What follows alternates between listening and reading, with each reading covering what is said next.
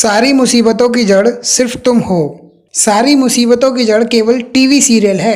मुसीबत की सारी जड़ केवल ये बुढ़िया है।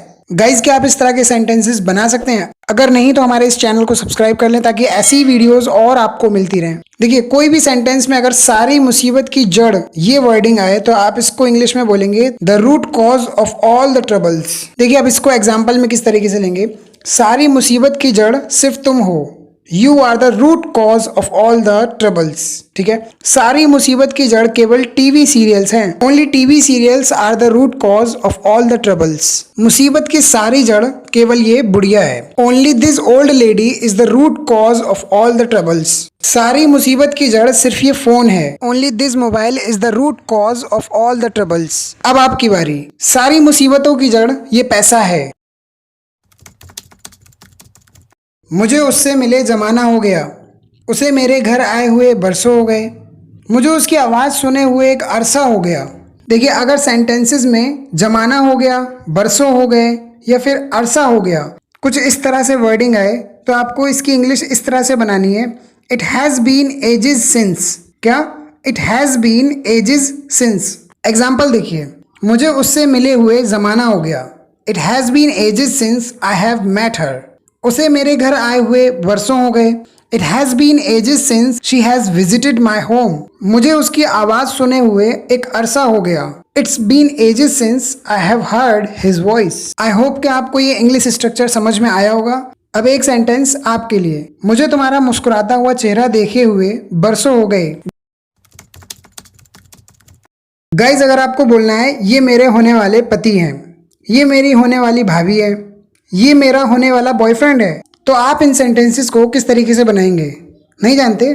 चलिए मैं बताता हूँ। देखिए, जब भी ऐसे सेंटेंस आपको देखने को मिले जहाँ पर होने वाला या होने वाली ये शब्द आए तो आपको वहाँ पे वुड बी का यूज करना है। क्या करना है? वुड बी का यूज करना है। ठीक है, बस इतनी सी बात है। एग्जाम्पल देखिए, समझ जाएंगे। ये मेरे होने वाले पति हैं। He is my would be husband. ये तुम्हारी होने वाली भाभी हैं। She is your would be sister in law. ये मेरा होने वाला बॉयफ्रेंड है। He is my would be boyfriend.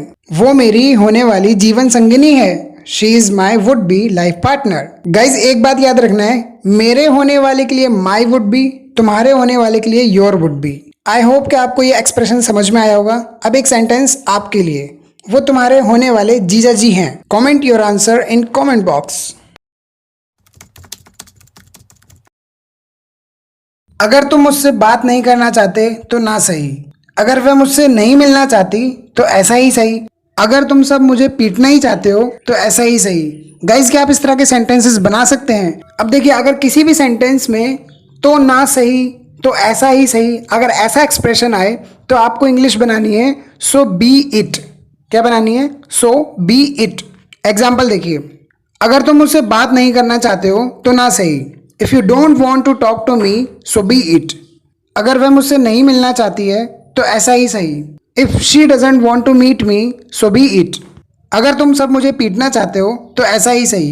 If all of you want to beat me so be it. अगर तुम मेरे साथ नहीं चल सकती हो तो ना सही। If you can't accompany me so be it.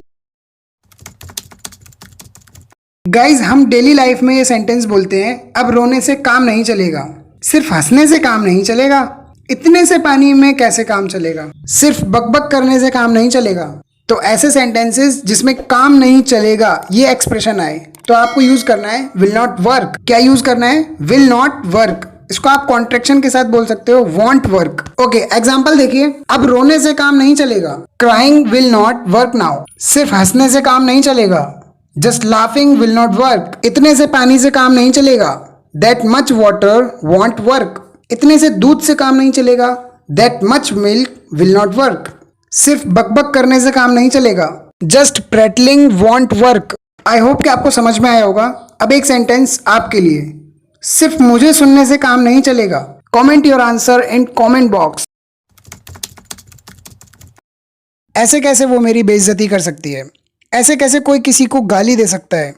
ऐसे कैसे वो अपने प्यार को भुला सकती है? गाइज, क्या आप इस तरह के सेंटेंसेस बना सकते हैं? देखिए, जब भी अपनी बोलचाल की भाषा में आपको ऐसे कैसे वाला एक्सप्रेशन देना है इंग्लिश में, तो आपको वहां पे यूज करना है हाउ कम। क्या यूज करना है? How come. देखिए एग्जाम्पल, ऐसे कैसे वो मेरी बेइज्जती कर सकती है? How come she can insult me. ऐसे कैसे किसी को कोई गाली दे सकता है? How come someone can abuse anybody? ऐसे कैसे वो अपने प्यार को भुला सकती है? How come she can forget her love? ऐसे कैसे मैं उसके बिना जी सकता हूँ? How come I can live without her? ऐसे कैसे हो सकता है? How come it can happen? I hope कि आपको समझ में आ गया होगा। अब एक सेंटेंस आपके लिए। सिमरन, तुम मुझे ऐसे कैसे अकेला छोड़ के जा सकती हो? Comment your answer in comment box. नाश्ता वाश्ता कर लो, कपड़े वपड़े धो लो, कुछ केले वेले खरीद लो, अरे यार कुछ पैसे वैसे खर्च कर लो। गाइज, क्या आपने सोचा है कभी इन सेंटेंसेस को किस तरीके से बनाया जाएगा? नाश्ता वाश्ता, कपड़े वपड़े, केले वेले, पैसे वैसे। तो ये जो दूसरा वर्ड है वो हम कैसे यूज करेंगे, इंग्लिश में किस तरीके से बनाएंगे? चलिए मैं बताता हूँ। जब भी सेंटेंस में आपको इस तरीके का एक्सप्रेशन मिले तो आप वहां पर एंड ऑल का यूज करेंगे। क्या करेंगे? And all. एग्जाम्पल देखिए, नाश्ता वाश्ता कर लो, have your breakfast and all, कपड़े वपड़े धो लो, wash your clothes and all, कुछ केले वेले खरीद लो, buy some bananas and all, अरे यार कुछ पैसे वैसे खर्च कर लो, hey dude spend some money and all, आओ कुछ जूस वूस पीते हैं, let's take some juice and all. I hope कि आपको ये चीज समझ में आई होगी। अब एक सेंटेंस आपके लिए। चलो कुछ इंग्लिश विंग्लिश सीखते हैं। Comment your answer in comment box. जहां तक मेरा सवाल है मैं तुमसे शादी करने के लिए राजी हूँ। जहां तक पापा का सवाल है मैं उनको संभाल लूंगा।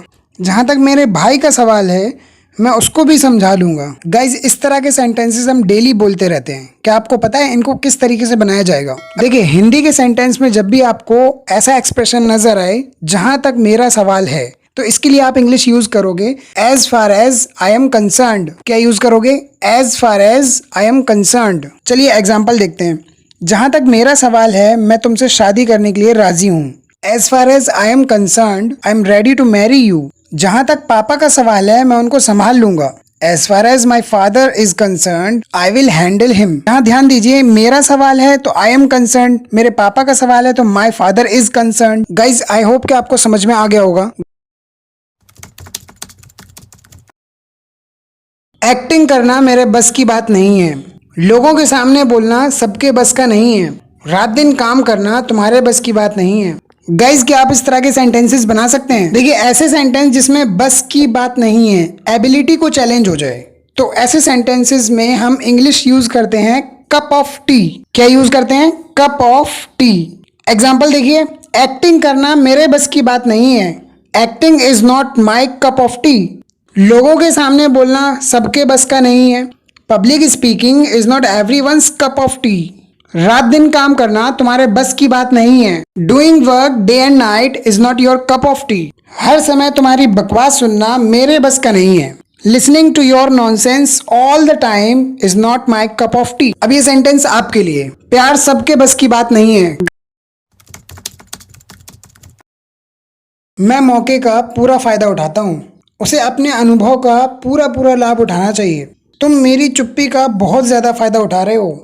गाइज, क्या आप इस तरह के सेंटेंसेस बना पाओगे? देखिए, जब भी हिंदी के सेंटेंस में अगर ये सेंस आए पूरा फायदा उठाना, तो आपको इसकी इंग्लिश बनानी है मेक द मोस्ट ऑफ। क्या यूज करना है? Make the most of. अब देखिए एग्जाम्पल, मैं मौके का पूरा फायदा उठाता हूँ। I make the most of my opportunity. उसे अपने अनुभव का पूरा लाभ उठाना चाहिए। She should make the most of her experience. तुम मेरी चुप्पी का बहुत ज्यादा फायदा उठा रहे हो। You are making the most of my silence. Guys, इन सेंटेंसेस में मेक हमारी मेन वर्ब होगी और ये टेंस के साथ चेंज होगी। अब एक सेंटेंस आपके लिए। वह अपनी खूबसूरती का पूरा फायदा उठाती है। Comment your answer in comment box. ऐसी और वीडियोस पाने के लिए please share, subscribe and like.